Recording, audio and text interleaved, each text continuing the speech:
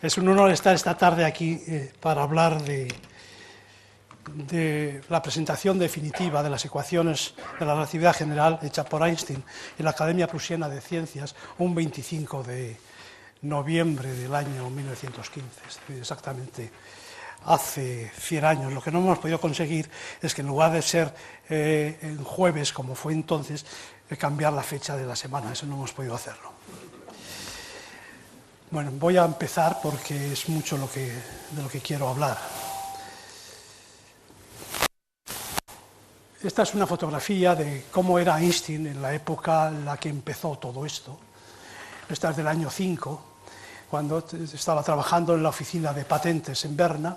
Y esta es una fotografía del salón de estar del apartamento en que vivió en esa época, junto con su mujer Mileva y con su hijo recién nacido Hans Albert. Primer hijo legítimo, pero él había tenido ya una hija con Mileva, fuera de matrimonio, pero a la que no llegó a conocer.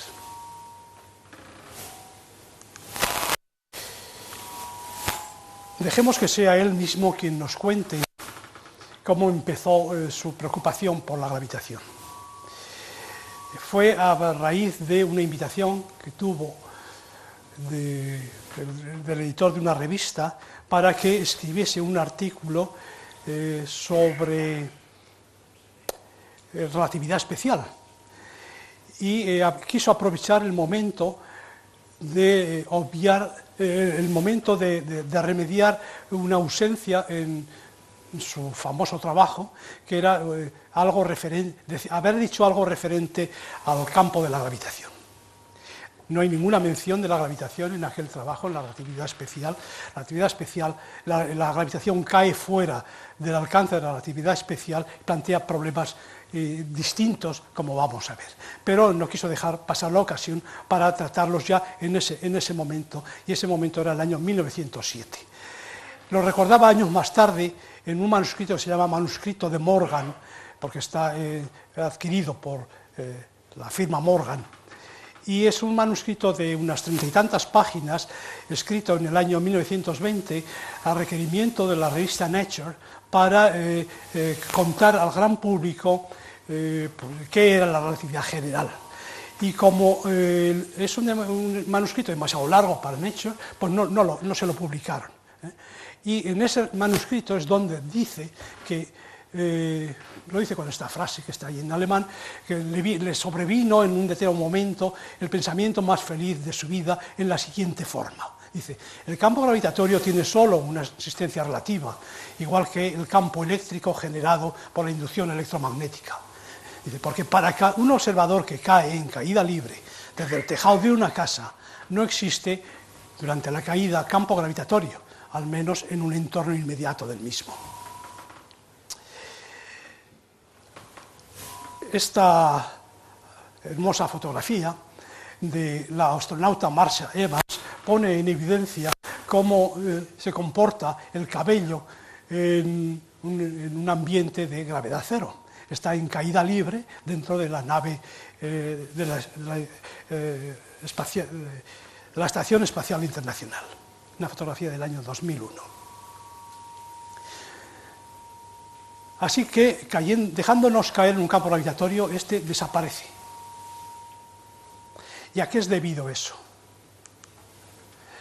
Pues está debido a que los graves caen todos con igual aceleración en el mismo punto del campo gravitatorio. Eso es algo que viene dando preocupación a los grandes pensadores desde hace 25 siglos. Aristóteles, por ejemplo, recordemos que Aristóteles defendía que los cuerpos no caen con igual aceleración, que si dejamos caer un cuerpo que pese lo que sea, cae en un determinado tiempo, pero si pesa el doble, cae en la mitad de tiempo, decía. No había hecho nunca el experimento. Casi 1000 años más tarde, el filósofo alejandrino Juan Filópono decía, bueno, él le dijo que Aristóteles que se equivocaba de plano, totalmente, y que prácticamente no había diferencia cuando los cuerpos eran de materiales parecidos, pues no había diferencia en los tiempos de caída, aunque pesase uno el doble que el otro. Sabemos que Galileo, 1000 años después de Filópono, dio mucha importancia al problema de caída de los graves, enunció el principio de igualdad de caída de los graves. Él lo hizo con experimentos utilizando plano inclinado con el fin de disminuir la velocidad de caída y poder hacer las medidas mejor. Y recordemos su legendario experimento desde lo alto de la Torre de Pisa. Pero en fin, él lo hizo en laboratorio con planos inclinados. Newton, para Newton también fue un problema importante, tan importante que es en el primer parágrafo del primer capítulo del primer libro de sus Principia, ya habla de que la masa y el peso son proporcionales, como demostrará más tarde, y que él experimentalmente lo ha comprobado viendo que péndulos con lentejas de distinta naturaleza baten con el mismo periodo.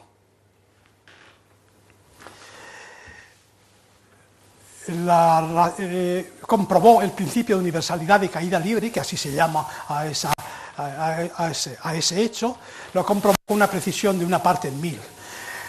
Con precisión de 5 partes en 100 millones ya se realizó, lo hizo el barón húngaro Eötvös a finales del 19 y principios del 20. Esto es algo que llamó la atención muchísimo. La precisión experimental de esto la tuvo muy en cuenta Einstein para aferrarse a esa idea como base de su teoría de la gravitación. Bien, ese principio de equivalencia débil, que así se le llama, o de universalidad de caída libre, se mide a través de un parámetro, que es la diferencia de aceleraciones de dos graves distintos en un mismo punto, dividido por la aceleración media de ambos. Pues ese cociente o razón Eötvös es lo que tiene que ser 0 o muy pequeño. Y efectivamente, para Eötvös obtuvo 5 por 10 a la menos 8, y luego se ha hecho ese experimento con mayores precisiones, como veremos. Y ahora os voy a mostrarles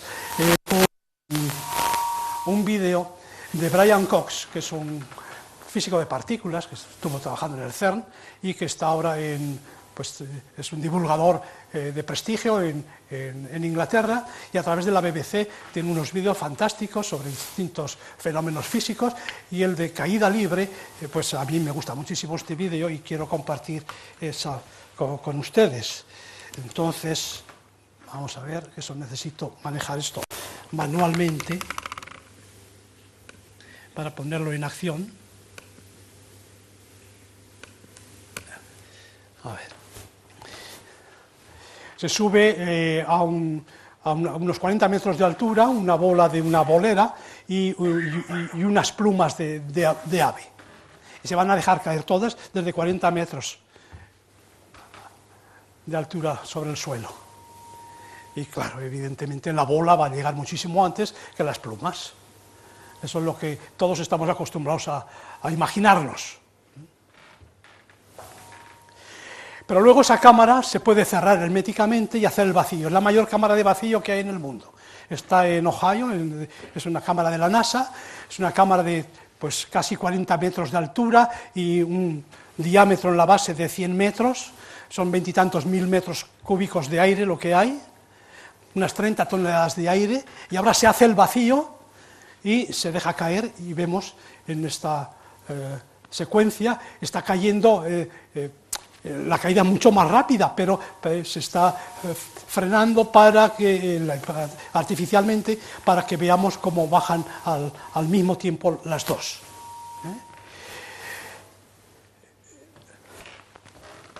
Bueno, con eso es suficiente para haberlo visto. Es sensacional porque, bueno, en esa cámara las 30 toneladas de aire se han reducido a 2 gramos. Eso quiere decir que la presión ha bajado a un microtorr, a una milésima de millonésima de atmósfera. Entonces caen los dos al mismo tiempo. Principio de universalidad de caída libre.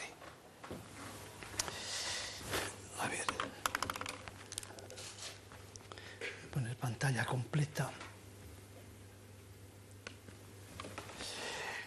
En este gráfico se ilustra la precisión con que se ha calculado, o sea, se ha medido la razón Odbus, y por ejemplo se ha llegado hasta 2 por 10 a la menos 13 en estos experimentos últimos, en Princeton, en Moscú y en Washington, experimento Ott-Wash, pero por Odbus, ¿no? Pero es de Washington, un laboratorio en Washington.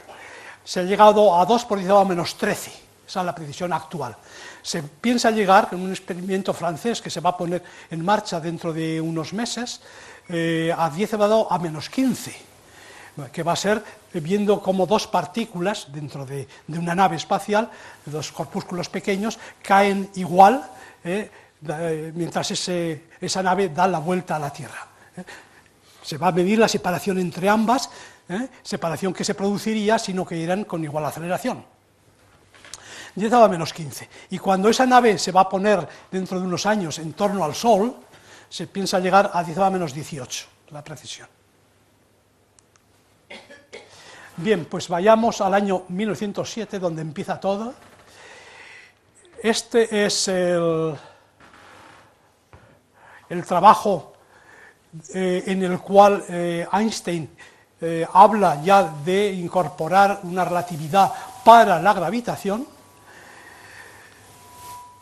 Y ahí habla de la igualdad física entre un campo de gravitación y un campo de aceleración. Esa igualdad física, la indistinguibilidad entre lo que ocurre en un laboratorio inercial, pero con campo gravitatorio, y un laboratorio sin campo gravitatorio, pero acelerado, con igual aceleración que la aceleración de la gravedad en el otro, los fenómenos físicos son absolutamente indistinguibles en un sitio o en otro, pero eso es un postulado, es el principio de equivalencia que postuló Einstein en el año 1907. Es el postulado de unas consecuencias extraordinarias. Entre esas consecuencias, ya en ese año, las enuncia 3 de ellas, serían y perdurarían a lo largo de todos los años. Estas 3 consecuencias primeras de ese principio son notables. Primero, la influencia de la gravitación sobre los relojes. Un reloj en un campo gravitatorio intenso, profundo, va más despacio que en un campo gravitatorio más ligero. Por ejemplo, un reloj ahí abajo va más despacio que el reloj que tengo yo aquí en mi muñeca. ¿Cuánto más despacio? Es muy poco. La corrección es el potencial gravitatorio partido por c cuadrado. Esto es un número muy pequeño en el ambiente nuestro, pero puede ser muy grande en ciertas circunstancias. Otra consecuencia es esta otra, la influencia del campo gravitatorio sobre las líneas espectrales. Es el desplazamiento espectral de frecuencias, que Einstein ya cifra en 2 millonésimas partes cuando recibimos la luz de la superficie solar. Y luego, otro final es la influencia de la gravitación sobre la velocidad de la luz. La velocidad de la luz en los campos gravitatorios es más lenta que en campos sin gravedad. La corrección es la velocidad de la luz en presencia de un campo gravitatorio. La corrección es de nuevo a través del potencial gravitatorio por una fórmula de este tipo. Fórmula que esta sí es equivocada.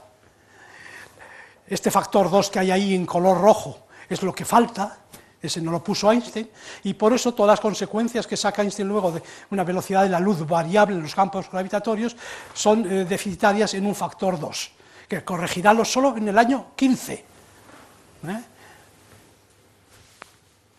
Aquí, por ejemplo, calcula la desviación. Esto lleva a través del principio de Huygens, lleva a una desviación de la luz en los campos gravitatorios, como si la luz pesara, es que la luz pesa, y cae en los campos gravitatorios y cifra ya esa desviación, la cifra en esta cantidad 2 veces, falta el factor 2, que es este factor 2 es este de ahí, él no lo pone. Gamma es la aceleración de la gravedad partido por c cuadrado por el seno ese es el ángulo de deflexión. Eso por centímetro. para que esto sea sin dimensiones. Luego está 4 años silencioso, haciendo otras cosas, abandona Berna, se va a Zúrich de profesor ayudante, pero luego le nombran catedrático de física teórica en Praga. Así que se va para Praga en el año 11. Y allí en Praga tiene varios trabajos sobre gravitación. Reanuda su interés por la gravitación con 5 trabajos. Uno en el año 11 y 4 del año 12. Y ya enuncia claramente el principio de equivalencia. La hipótesis, suposición de equivalencia. El mismo que he dicho antes. Pero lo enuncia ya claramente como principio. Y, de nuevo, obtiene las consecuencias que ya he mencionado, pero basándose en una aplicación de ese principio que le permite calcular estas cosas a través del efecto Doppler, una demostración inteligentísima y mucho más bonita que la que había utilizado en el anterior trabajo, en el número 1. De nuevo obtiene las mismas cosas que antes, las 2 partes por millón para la luz que nos viene del Sol, el trazamiento espectral, la variación de la velocidad de la luz con el potencial gravitatorio y luego la desviación, la caída de la luz al pasar cerca del Sol por el campo gravitatorio solar, que él ya cifra en un número concreto, no lo había dado en el otro lado, este número es 0,83 segundos de arco, 4 por 10 a la menos 6 radianes. Está equivocado esto en un factor 2, la verdad es que es el doble de esto. ¿Cómo utiliza el principio de Doppler, el efecto Doppler, para deducir estas cosas? Pues por la analogía entre un campo gravitatorio y un campo de aceleración. Una nave quieta sobre la Tierra siente el campo gravitatorio terrestre. Una nave en el espacio interestelar no siente este campo, pero está acelerada con una aceleración igual a menos la aceleración de la gravedad de aquí. Pues la física dentro de esta nave y dentro de esta absolutamente idéntica. Por tanto, razonemos dentro de esta nave. Aquí no hay campo gravitatorio. Aquí, si desde la base se lanza un rayo de luz hacia la cúpula, pues este rayo de luz tarda un cierto tiempo en llegar arriba. Durante ese tiempo, como esto está acelerado, la velocidad de arriba ha aumentado con respecto a la velocidad que tenía abajo cuando salió el rayo de luz. Eso implica, por efecto Doppler, que se ha desplazado hacia el rojo. Pues ese desplazamiento al rojo es el mismo, ya cambiando la aceleración en la fórmula del efecto Doppler. La aceleración esta interviene porque esa aceleración permite calcular la velocidad con que esto se mueve con respecto a la base durante ese tiempo. Pues cambiando la aceleración por menos g se obtiene la fórmula para la aceleración, para la caída hacia el azul o el ascenso hacia el rojo dentro de un campo gravitatorio. Es esta fórmula. Vean qué poquito es el cambio en los relojes o el cambio en las frecuencias. Son opuestos unos a otros porque el producto de tiempo por frecuencia tiene que ser el número de oscilaciones, y el número de oscilaciones es constante en el movimiento, no cambia. Entonces, eso da esta igualdad. Pues bien, este número, que vale a través de la aceleración de la gravedad, esto vale 10 a la menos 16 veces si medimos la gravedad en unidades de la gravedad terrestre y la diferencia de alturas en metros. 10 a la menos 16. Eso es poquísimo. Pero es poquísimo, sin embargo, tiene una aplicación importantísima en algo de la vida diaria. Es en el GPS. El GPS, los relojes que van en los satélites, que son los que suministran la información para localizar un suceso, es decir, un lugar y un instante en cualquier punto de la Tierra, pues esos relojes se están moviendo. Y además están en un campo gravitatorio distinto del que hay aquí abajo. Por moverse, esos relojes van más despacio con respecto a los de la Tierra. Y por estar en un campo gravitatorio más ligero, van más deprisa. Entonces, los dos efectos, uno es de menos 7 microsegundos al día, otro es de 38 microsegundos al día, de 45 microsegundos al día, la diferencia 38 es lo que resta. Si no se corrigieran los tiempos con esta diferencia de 38 microsegundos al día, el error cometido en apreciar una distancia, una localización, sería al cabo del día en 10 kilómetros, y al cabo de un segundo sería 1 metro. Así que es fundamental tener en cuenta esto. La precisión en la medida de los tiempos ha llegado a tal punto que es posible darse cuenta de que, en frase coloquial, la cabeza envejece más lentamente que los pies. Se ha medido la diferencia de tiempos de marcha de los relojes en una diferencia de alturas de 33 centímetros. Si eso lo llevamos a un par de metros de altura, pues esa diferencia de tiempos es mayor. Pues bien, por ejemplo, si una persona viviese 300 años, la diferencia de tiempos que marcaría su reloj en la cabeza con su reloj en los pies sería de 2 microsegundos en 300 años. Despreciable, ridículo, ¿no? Pero si eso fuese la superficie de una estrella de neutrones, masa del Sol, pero en unos 10 centímetros de radio, entonces esa diferencia en 300 años sería de 90 años. Envejecería menos la cabeza que los pies, o sea, sería muy notable.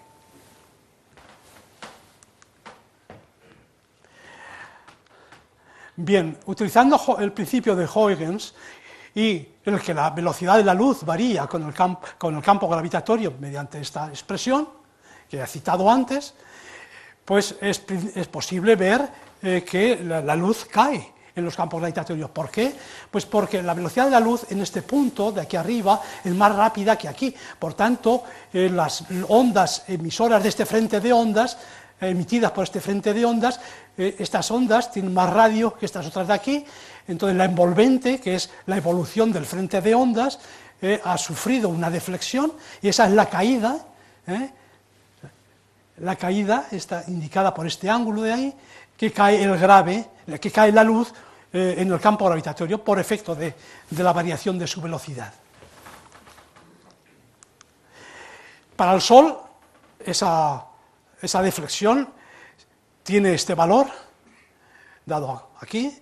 Este es el valor que daba Einstein, daba 0,83, pero que utilizaba, pues no tenía los datos precisos para la masa del Sol que tenemos ahora, y eso es la mitad del valor correcto, que es este. Este es el valor correcto.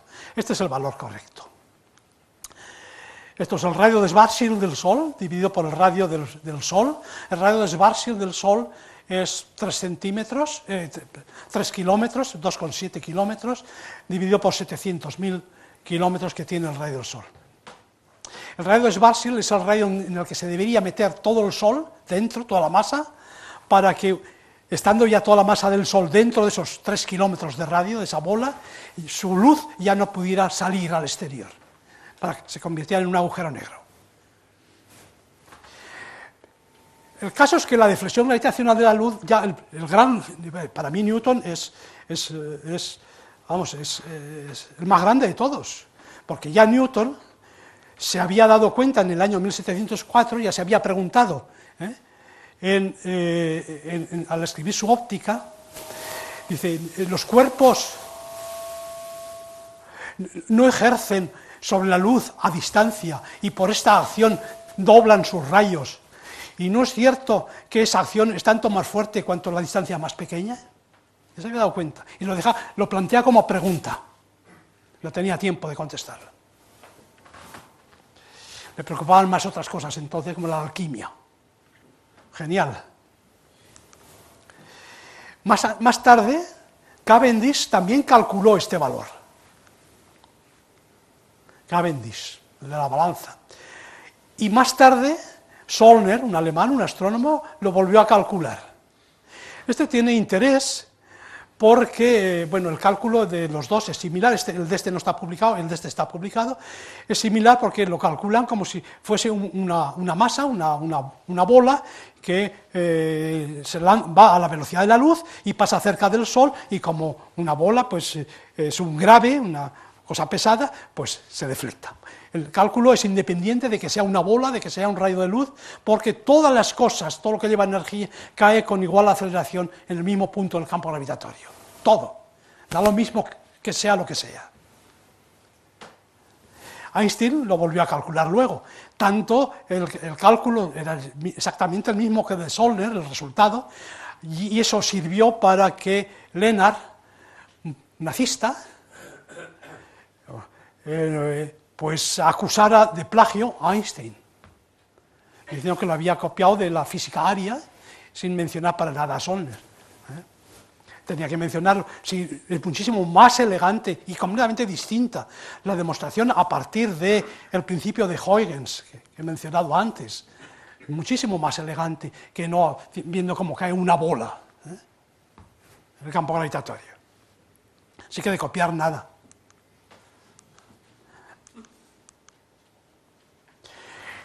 En los otros 4 artículos desde Praga, pues por ejemplo, vuelve a dar la velocidad esta, de la velocidad variable de la luz con el campo gravitatorio, escribe una ecuación para el campo gravitatorio expresada a través de la velocidad de la luz. Esto es parecido a la ecuación de Poisson para el campo gravitatorio, pero escrito a través de la velocidad de la luz, porque la velocidad de la luz y el potencial son proporcionales. Es una transformación afín la que gobierna la C en un punto con respecto al potencial phi. Entonces deriva esta ecuación, pero observemos que esta ecuación no es lineal. ¿Por qué? Porque ha añadido un término no lineal que le hace falta para que las cosas no se le escapen, es decir, para que si tiene una serie de partículas unidas a una malla rígida, esas partículas tienen atracciones mutuas entre ellas, pues para que ese todo no empiece a moverse solo. Entonces le hace falta una energía del campo gravitatorio justo para evitar ese fenómeno. Esta ecuación es no lineal. Es la ecuación no lineal que él da para el campo gravitatorio. La primera vez que aparece una expresión no lineal para el campo gravitatorio. Más aún, piensa también en los termodinámicos, alguno de los cuales está aquí presente en la sala, y demuestra que en un fluido que esté en equilibrio termodinámico, la temperatura en un punto es inversamente proporcional a la velocidad de la luz en ese punto. Y por tanto varía con el campo con el potencial gravitatorio de esta manera. Esto altera el principio cero de la termodinámica, el de la igualdad de temperaturas en todos los puntos de un sistema en equilibrio. Lo altera, pero muy poquito, porque en el campo terrestre estas cantidades son del orden de 10 a la menos 16, 10 a la menos 17, están fuera de la precisión de los termómetros, por ahora. También en esos trabajos da una expresión para ver cómo se mueven los graves en el campo gravitatorio simulado por la velocidad de la luz variable, cogiendo esto como lagrangiano por unidad de masa. Curiosamente no calcula qué le pasa al perihelio de mercurio, problema que viene de antaño y que la gravitación newtoniana era incapaz de resolver. ¿Qué pasa con el perihelio de mercurio en esta nueva teoría para el campo gravitatorio? No lo calcula, no se sabe, no lo sé si lo ha calculado. Yo no lo he encontrado en ningún sitio y nadie lo dice. Ahora, si lo calculara, yo sí lo he calculado, ya por curiosidad. El resultado sería 1/3 del correcto. Sale esta fórmula, que es el correcto sería con 3/4 aquí, 1/3 del correcto. Así que, aunque lo hubiera hecho, no lo hubiera publicado, porque otro desplazamiento con otra teoría que tampoco le salía bien, no lo publicó, lo hizo, fue posterior. Bueno, y pasamos a Zúrich, en la penúltima etapa de su periplo en Europa.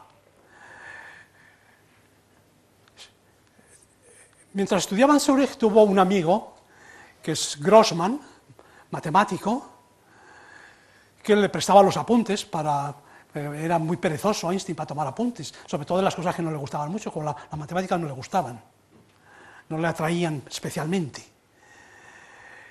Pues este amigo le dejaba los apuntes, era un gran matemático y además tiene unos apuntes magníficos, Grossmann. Pues llegó a ser decano de la Escuela Tecnológica Federal de Zúrich y lo llamó. Le ofreció una cátedra y para allá se fue.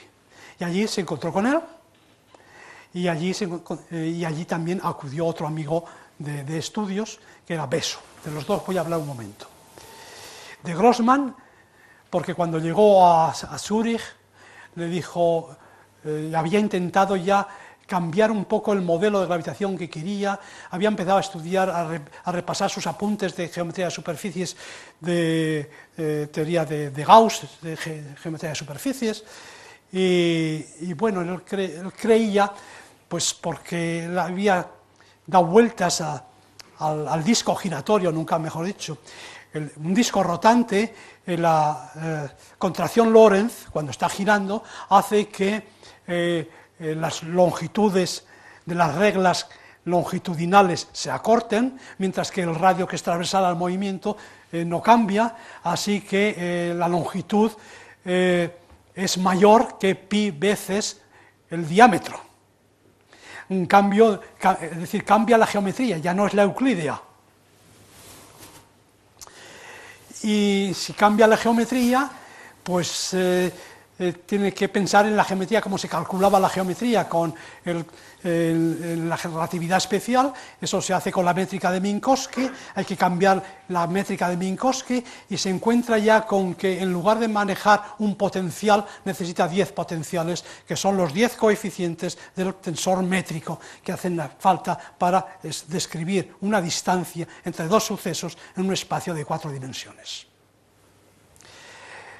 Le faltan las matemáticas para abordar eso y entonces le dice a este amigo Grossmann, échame una mano que si no voy a enloquecer. Tienes que ayudarme, de lo contrario enloquezco.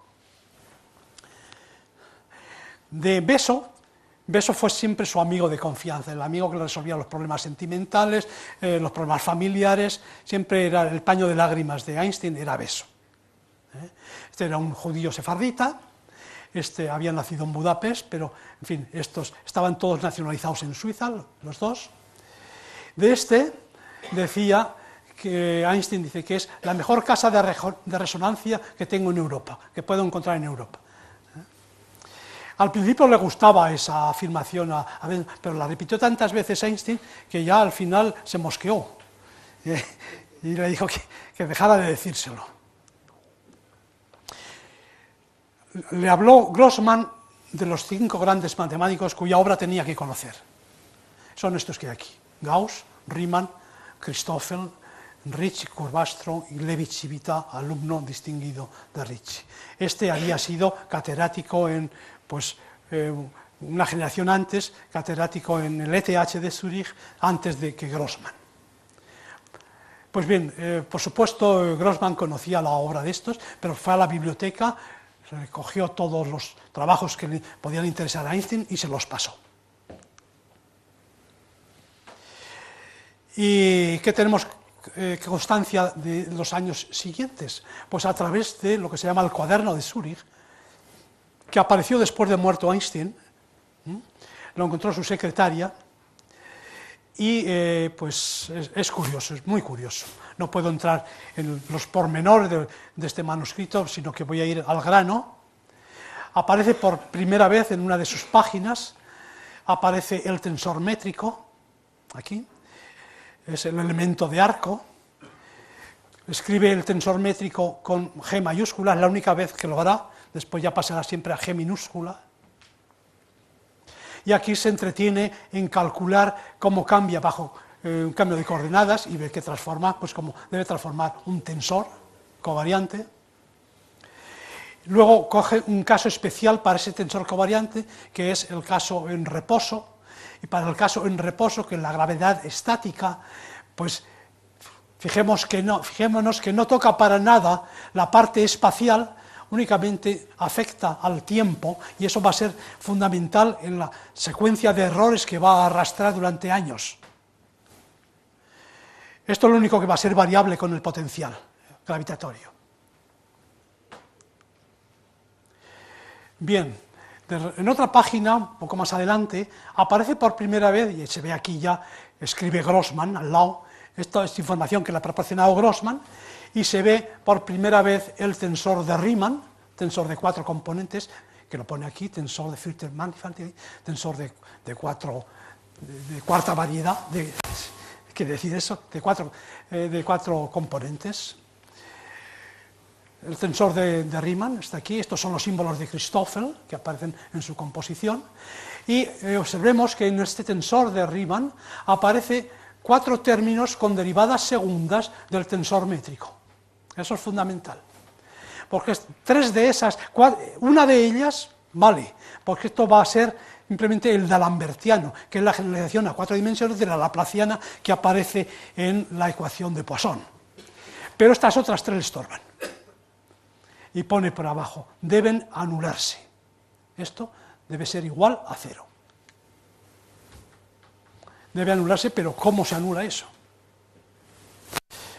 Pues lo supo más tarde, y es imponiendo la condición de armonicidad. O lo que también se conoce con el nombre de gauge de Hilbert. Aunque el gauge de Hilbert es la condición de armonicidad simplemente en versión linealizada. En bastantes páginas más adelante, no puedo entrar en todo, nos encontramos con algo realmente sorprendente, que es estas ecuaciones, mejor dicho, las que hay aquí escritas, que hoy día en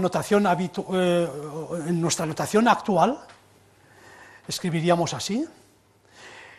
Esto es el campo, esta es la componente, la perturbación en primer orden al tensor métrico. Estas son las ecuaciones de la gravitación en primer orden, de las cuales era inmediato ya, si esto se hubiera aceptado, era inmediato inferir las que luego son correctas, las del año 15. Pero esto era el año 12, esto, que es esto mismo. ¿Por qué desecha esto? Y se pasa 3 años sumido en un camino sin meta. Pues, ¿por qué desecha esto? Porque estas ecuaciones no se pueden satisfacer sin tocar el espacio, en caso de gravedad estática, más que si kappa es 0, es decir, más que si no hay gravedad. Así que el mantenimiento de un espacio sin curvatura, en el lenguaje moderno, es incompatible con esto. Sin curvatura tal como la ponía Einstein, sin corregir para nada el tensor de curvatura en la parte espacial, el tensor de métrico en la parte espacial. Así que abandona todo intento de covariancia general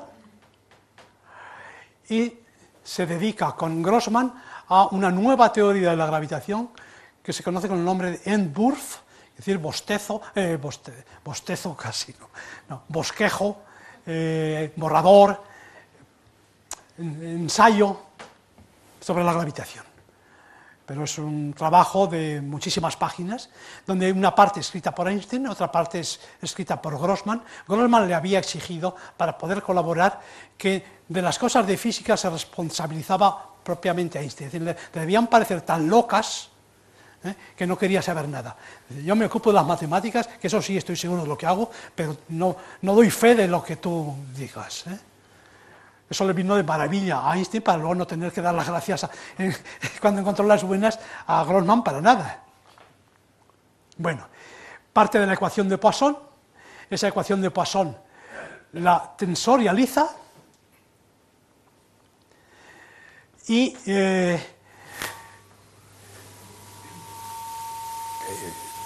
la tensorializa en primer orden y luego ya en orden arbitrario tiene que suponer que esto puede ser muy distinto a lo que haya escrito y pone un operador que depende, una expresión con operadores diferenciales que llama Galois-Monod, y esto es lo que tiene que resolver. Aquí está la fuente del campo gravitatorio y aquí está el campo gravitatorio, a través del tensor métrico. Condiciones que tienen que satisfacer, la de conservación de energía, tensiones.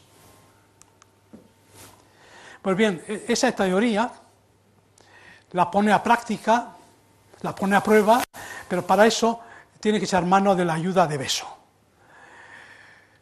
Eso se ha sabido por otro manuscrito, que se conoce con el nombre de manuscrito de Besso, manuscrito de trabajo, cuaderno de trabajo de Besso-Einstein, Einstein-Besso. En las primeras páginas las escribe eso. Este manuscrito estuvo en posesión de la familia Besso hasta los años, pues, muy tarde, 50 y tantos, o más, 60 y tantos. Necesitaron dinero y lo sacaron a subasta en Christie's, sacaron 400.000 euros, 400.000 dólares, no está mal, y bueno, pero ha sido muy útil para la comunidad científica. Estas primeras páginas son escritas por Einstein, esta. Calcula a través de Lemburf, calcula cómo va a ser el tensor métrico, no en primer orden, sino en segundo orden, pero manteniendo en primer orden la nulidad del cambio en primer orden para la parte espacial, o sea, aferrándose a su prejuicio. Y cuando ya tiene calculado hasta el segundo orden, que tarda una serie de páginas, se lo pasa a Besso, le dice, a Besso, ahora con este tensor métrico ya puedes calcular la órbita de Mercurio. O sea, su idea era siempre, desde el año 7, calcular el avance anómalo del perihelio de Mercurio, con el fin de explicar algo que Newton era incapaz de haber explicado. Bueno, la teoría de Newton no cubre eso. Pues bien, efectivamente, hace el cálculo. Llega Besso a un momento en que se atasca, le pasa una ecuación, una integral hiperelíptica a Einstein se las arregla para resolverla por aproximaciones, pero se equivocan en los cálculos. Einstein se equivoca en los cálculos al calcular la masa del Sol, que lo hacen por logaritmos. La masa del Sol la calculando la masa del Sol partido por la masa de la Tierra, y todo eso luego multiplicado por el volumen de la Tierra por la densidad de la Tierra. La densidad de la Tierra 5.6, bien.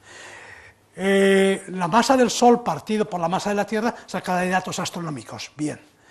Pero el volumen de la Tierra se equivoca, Einstein. Lo hace por logaritmos, pero la suma de los logaritmos del 4/3 de pi r cubo se equivoca. Y en lugar de 27 y pico, pone 28 y pico, un factor 10. Como la fórmula de la masa del Sol interviene en el avance del perihelio al cuadrado, en la fórmula que ellos utilizan, es un factor 100. Entonces calculan ya con un factor 100 de error y obtienen un valor de 1821 segundos de arco en 100 años, frente a los 43 que había que explicar.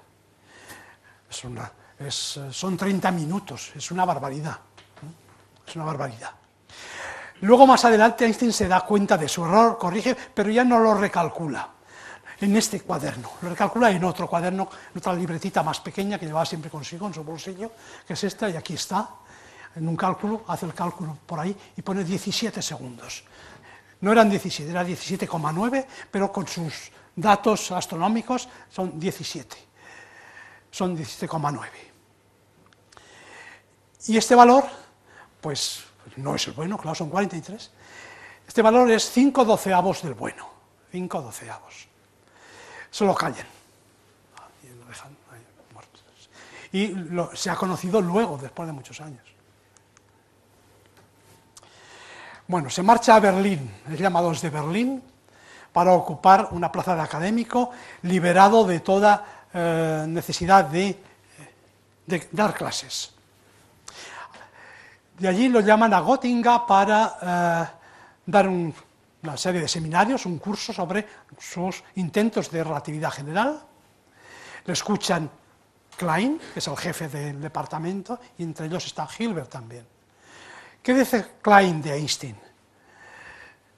Dice, Einstein comienza por especulaciones filosóficas muy generales y se guía más por un fuerte instinto físico y por una clara visión matemática. Einstein no es un matemático nato, sino que trabaja bajo la influencia de oscuros impulsos físico-filosóficos. Un tanto despreciativo esto. Hilbert. Hilbert llega a escribir que la física es algo demasiado difícil para los físicos. Firmado Hilbert. Bien, sabéis que hubo una polémica fuerte entre los historiadores acerca de si fue Hilbert quien descubrió primero las ecuaciones buenas o si fue Einstein. Hilbert las publicó antes que Einstein. Mejor dicho, no las publicó antes que Einstein. Hilbert las comunicó, según los historiadores, que luego ya se han corregido, en la conferencia que dio Hilbert el día 20 de noviembre, y hoy es 25, el día 20 de noviembre, 5 días antes, incluso había invitado a Einstein a que fuera, pero Einstein estaba muy cansado, que tenía ya el olfato de que Hilbert se le iba a adelantar, quería correr, estaba 24 horas trabajando, no quería moverse. Bueno, pues Hilbert dio esas conferencias, obtuvo unas ecuaciones, las mandó a publicar, y aparecieron publicadas y eran unas ecuaciones pues, que eran las mismas que Einstein descubrió 5 días más tarde. Entonces, ¿quién era el autor de las ecuaciones? Pues es que se han encontrado unas pruebas de imprenta, las primeras pruebas de imprenta se han encontrado después, y esas pruebas de imprenta revelan que lo que mandó Einstein, la primera manuscrito que manda Einstein a publicar, con lo que había dicho el día 20, las ecuaciones que eran malas. Y que las corrigió una vez que sabía las que había dado Einstein. Pero Hilbert nunca quiso apropiarse de la autoría de estas ecuaciones. Siempre reconoció, reconoció la primacía de Einstein. Y sintió un gran respeto por Einstein, a pesar de lo que diga aquí de los físicos, y Einstein un gran respeto por él. Y al final se apaciguaron todos los ánimos y todo quedó entre amigos.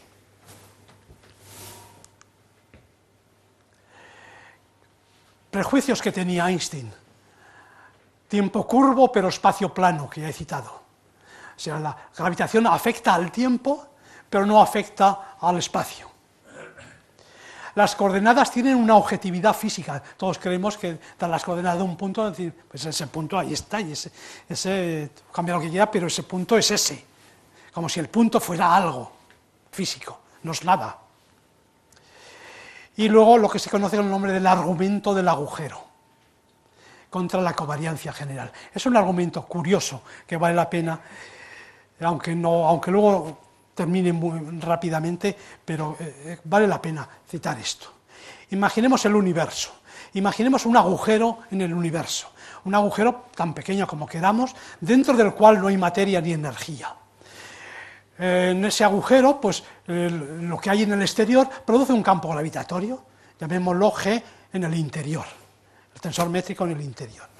Pues bien, ahora, mediante un diffeomorfismo, podemos, sin tocar para nada el exterior, un diffeomorfismo que actúe solo sobre el abierto interior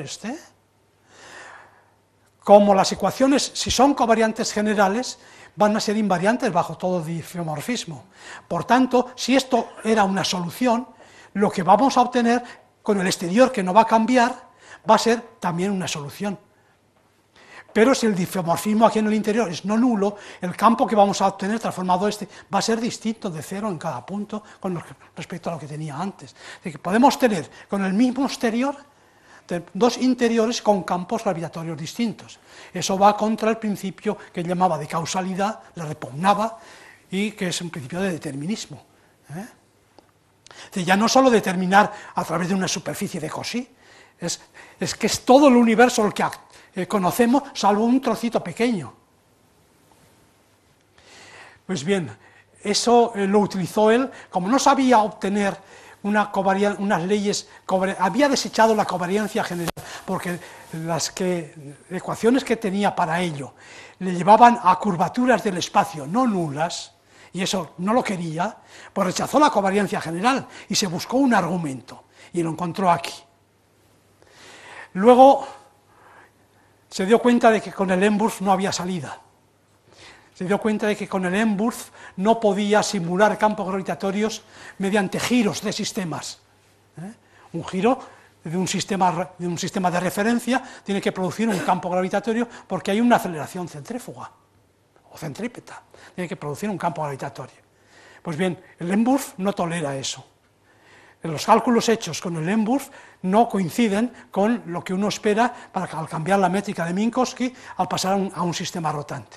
Hay un factor, un cuarto de diferencia, y es una contradicción inadmisible, decía él. Así que se desesperó con el Emburf y en el mes de septiembre, ya en Berlín, lo abandona. El mes de septiembre del 15.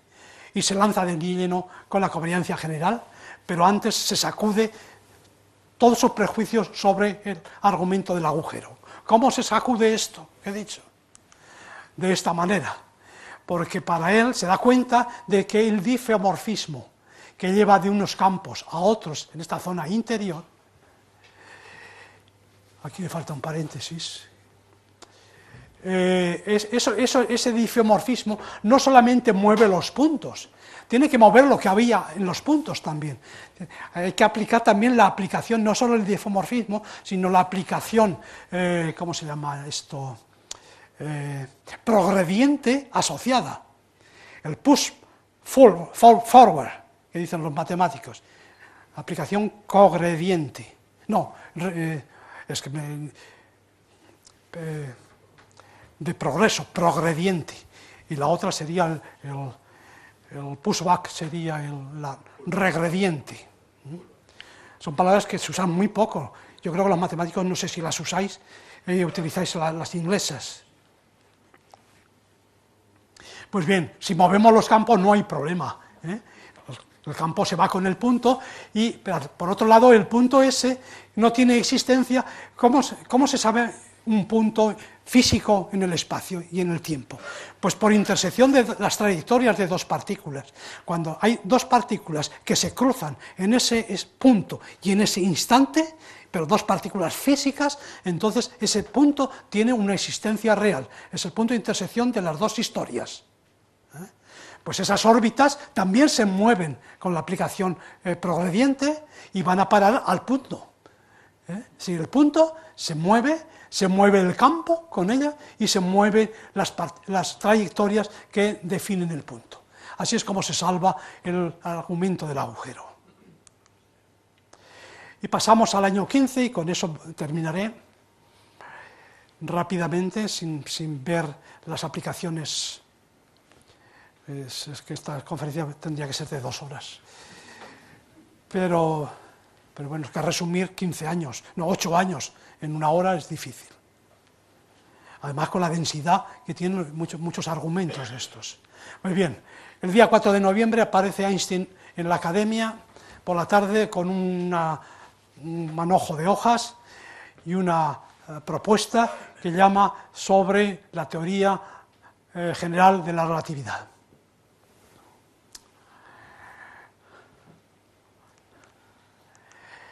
En esa memoria que comunica y que fue publicada, y a la siguiente semana ya está publicada, Einstein casi regresa a la covariancia general, pasa a tener covariancia unimodular, es decir, covariancia bajo cambios de sistemas de referencia en el que el jacobiano de la transformación es de determinante unidad, covariancia unimodular. Estas son las ecuaciones a través de los símbolos de Christoffel. Si solo fuera por esto, estas ecuaciones no tienen covariancia general, pero sí covariancia unimodular. Esto es covariante unimodular, a pesar de su aspecto, a través de cosas que no son covariantes.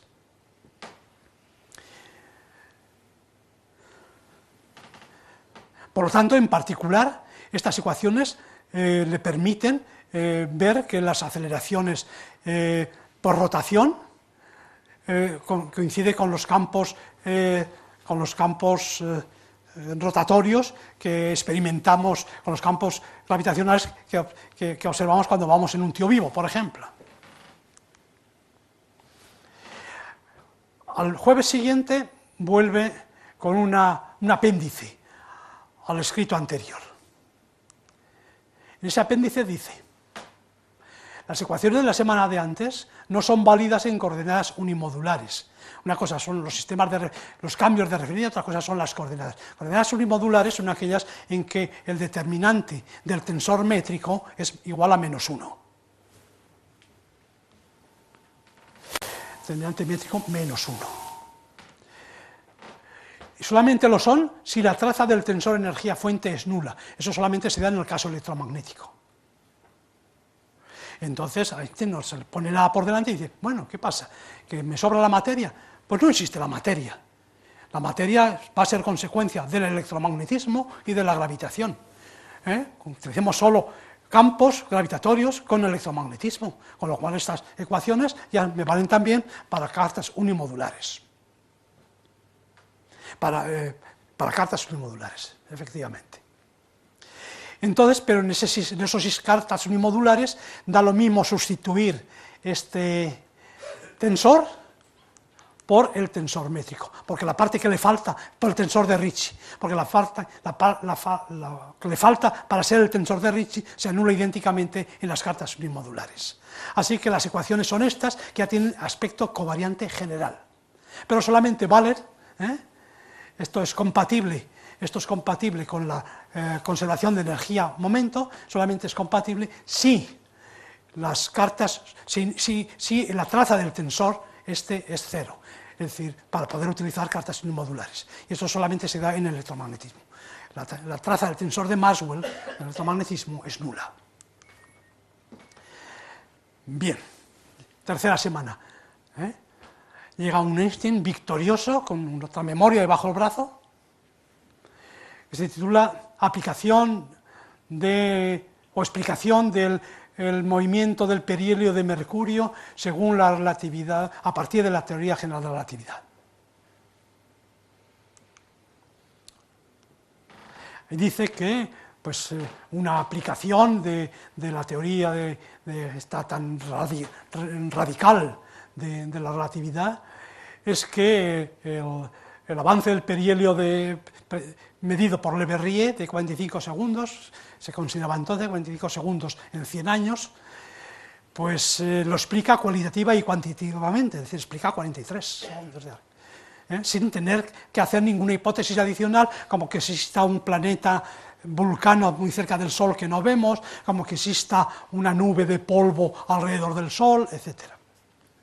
Directamente con la pura teoría de la gravitación, suponiendo los astros perfectamente definidos, sin suciedad en el sistema solar y sin otros planetas que no conocemos. También dice, además, demuestro a través de esta teoría que doy un desplazamiento más intenso, doble, el doble de fuerte, el doble de grande, al desplazamiento gravitacional de la luz como consecuencia de las hipótesis que hace con estas ecuaciones. O sea que corrige su teoría en un factor 2, el que faltaba, ya he dicho, así que a partir de ese momento ya todo correcto.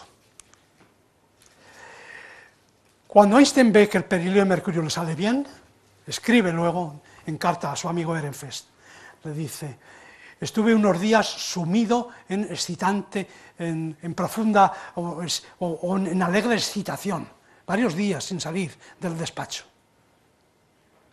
varios días. Años más tarde, al escribir sus notas autobiográficas, pide perdón a Newton. Dice: Newton, perdóname, porque tú fuiste el único en tu tiempo en que encontraste el único camino posible para hombres de tu capacidad creadora y de tu mente prodigiosa.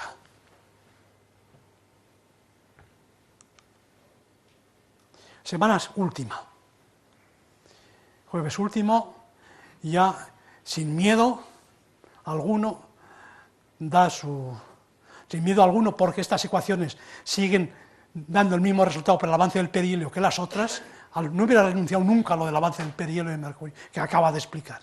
Pero estas ecuaciones, por lo pronto, son buenas, muy buenas, son las buenas, porque no necesitan que este tensor sea puro campo electromagnético. Este es el tensor de Ricci, y esta es una combinación del tensor de energía-tensiones dada de esta manera. Hoy día las escribiríamos estas ecuaciones de otra manera, que son estas, a través del tensor de Ricci, dejando el otro sin tocar. Este término es el que le faltaba. Con estas ecuaciones se conserva la energía en el momento. Son covariantes generales en cualquier carta, no hace falta cartas unimodulares, porque aquí ya la derivada covariante, la divergencia covariante de este tensor es nula igual que la de este, esto debido a las identidades diferenciales de Bianchi. Einstein llama a esto el mármol y a esto el leño, geometría, materia. La frase de otro famoso, Kepler, ubi materia, ibi geometría. Yo creo que la mejor manera de plasmar este profundo pensamiento es a través de estas ecuaciones. Y bueno, no son unas ecuaciones sencillas. El miembro de la izquierda tiene una estructura de este tipo, fijémonos cantidad de términos. Aquí están los de derivadas segundas, aquí también. Y bueno, pues esto va al pelo con todo lo que se ha observado hasta el momento en el sistema solar. El único punto de preocupación es en campos muy fértiles. Y si me permiten 2 minutos, voy a hablar de eso en cuanto llegue a las transparencias. Aquí. Los campos analizados con la teoría de Einstein y que ha pasado brillantemente todas las pruebas son campos débiles, son los campos que hay en el sistema solar, que es donde se han podido hacer medidas de precisión. Para ir a campos más intensos tenemos que salir del sistema solar. No salir del sistema solar, buscar otros sitios en el sistema solar que no sea el sistema. No, salir del sistema solar, estaba pensando confundida con la galaxia. Salir del sistema solar y buscar otros puntos en nuestra galaxia donde puede haber zonas de intensidad gravitacional muy fuerte. ¿Cuándo se dice que una intensidad gravitacional es muy fuerte? Cuando hay dos cosas que son grandes. Uno, el cociente G por masa partido por RC cuadrado. Esto es el phi partido por C cuadrado. Ese es el término que corrige la velocidad de la luz, que corrige la marcha de los relojes, etc. Este término pues, es pequeño en la Tierra, 10⁻⁻10 aproximadamente, pero hay sitios donde vale 1, y menos de 1 ya no puede valer, porque 1 lo valen los agujeros negros. Así que en toda esta vertical, todo lo que haya en el universo que caiga dentro de esta vertical, y aquí las variables son esta y esta otra. Esta otra variable es una variable relacionada con la curvatura, esta también, pero esta es más sensible a la curvatura, porque esta es sensible a las desviaciones geodésicas, las desviaciones de unas curvas geodésicas con respecto a otras. Es más sensible al tensor de Riemann completo. Pues bien, esto también va creciendo en ciertos sistemas hasta llegar a este vértice donde es lo máximo posible para las dos variables.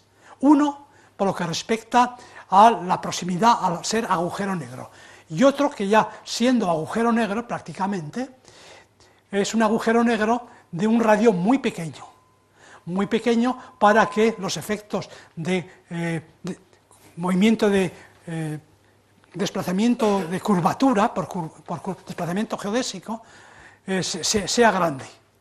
Eso se da con agujeros negros de masa solar,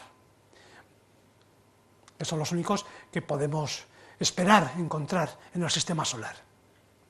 Podría haber los primigenios de masa más pequeña, pero los primigenios, pues en primer lugar, son hipotéticos. Estos ya no son tan hipotéticos, y luego están los grandes, que son los de masa, por ejemplo, de millones de veces la masa del Sol. Esos ya caen por aquí, de núcleos galácticos activos. Bien, esta zona es la zona donde la gravitación es más fuerte.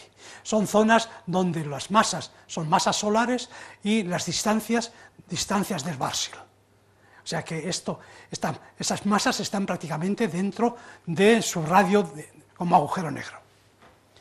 Pues bien, cuando tenemos un sistema binario de dos de estos objetos, que están moviéndose uno alrededor del otro, están radiando ondas gravitacionales y perdiendo energía, lo cual hace que se van acercando entre sí y caen en espiral uno alrededor del otro. En las últimas fases de esa espiral, las ondas gravitacionales emitidas van a ser muy, muy intensas y van a ser muy características de la teoría de la gravitación que utilicemos. La de Einstein conduce a unos resultados, pero hay muchas teorías alternativas que han nacido en las últimas décadas por necesidades de otro tipo.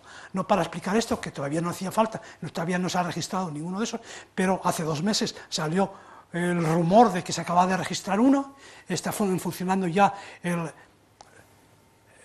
la antena LIGO para un detector de ondas gravitacionales. Hay 2 de estos laboratorios en Estados Unidos a 3.700 kilómetros uno del otro. Estos son brazos de 4 kilómetros con espejos en sus extremos, espejos cuya distancia mutua varía cuando llega una onda gravitatoria, y eso hace que unos rayos láser que van entre esos espejos pues produzcan unas imágenes de interferencia con unas franjas que se van a mover cuando se recoja emisión gravitacional. Eso habría mucho que hablar, pero no tengo tiempo. Así que aquí estamos todos esperando la sanción o no, el que otra persona tenga que pedir perdón a Einstein, o que esta teoría sobreviva. Sería muy extraño que sobreviviera, porque hay argumentos muy fuertes como para que haya que cambiarla, por ejemplo, argumentos relacionados con la teoría cuántica de la gravitación. Y señores, pues con esto y esta última transparencia me despido de ustedes.